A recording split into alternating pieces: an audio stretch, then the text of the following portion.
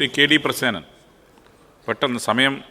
Sir, നേരത്തെ PWDയുടെ റോഡായിരുന്ന പല റോഡുകളും ജില്ലാ പഞ്ചായത്തിലേക്ക് ഒരു ഘട്ടത്തിൽ കൈമാറുകയുണ്ട്.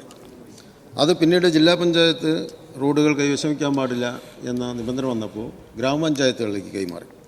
എന്നാൽ യഥാർത്ഥത്തിൽ ഏറ്റവും പ്രധാനപ്പെട്ട PWD റോഡുകളായിരുന്നു അക്കാലത്ത് ചിലത് കൈമാറിയത്. പ്രധാന ടൗണുകളിലൂടെ കടന്നു പോകുന്നു. അത് ഇന്ന് ഗ്രാമപഞ്ചായത്തിന് മെയിൻറ്റെയിൻ ചെയ്യാൻ പറ്റുന്നില്ല.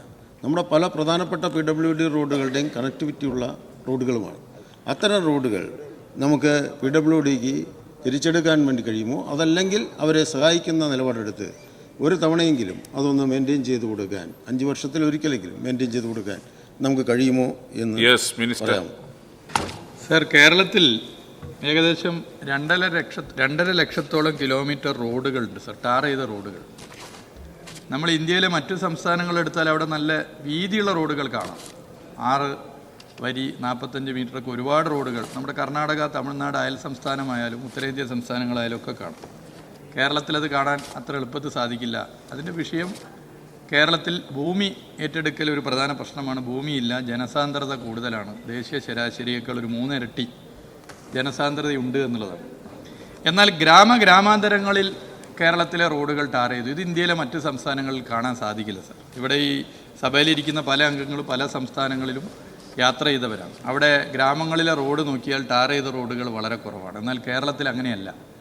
കേരളത്തിൽ അങ്ങനെ റോഡുകൾ മാറുന്നതിൻ്റെ കാരണമായി മാറിയിട്ടുള്ളത് 1996 സഖാ VK നായനാർ നയിച്ച LDF സർക്കാരിൻ്റെ ജനകീയാസൂത്രണം നടപ്പിലാക്കിയതിലൂടെയാണ് എന്നുള്ളത് ഞാനൊരു സഭയെ ഓർമ്മപ്പെടുത്താൻ ആഗ്രഹിക്കുകയാണ്.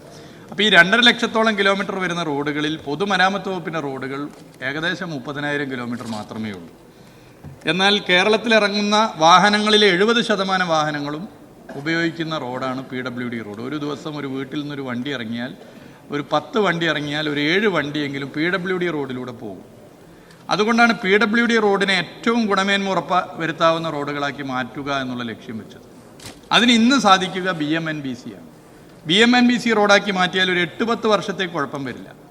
5 വർഷം കൊണ്ട് കേരളത്തിലെ പൊതുമരാമത്ത് വകുപ്പിൻ്റെ റോഡുകളിലെ 50% റോഡുകളും BMNBC ആക്കുക എന്നുള്ള ലക്ഷ്യത്തിലാണ് ഇടപെട്ടത്.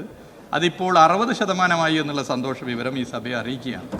ഇത് ഇനിയും മുന്നോട്ട് പോയാൽ ഇന്ത്യയിൽ ആദ്യമായൊരു സ്റ്റേറ്റ് 100% PWD റോഡും BMNBC ആകുന്ന സ്റ്റേറ്റായി മാറും. അത് നമ്മുടെ കേരളമായിരിക്കും.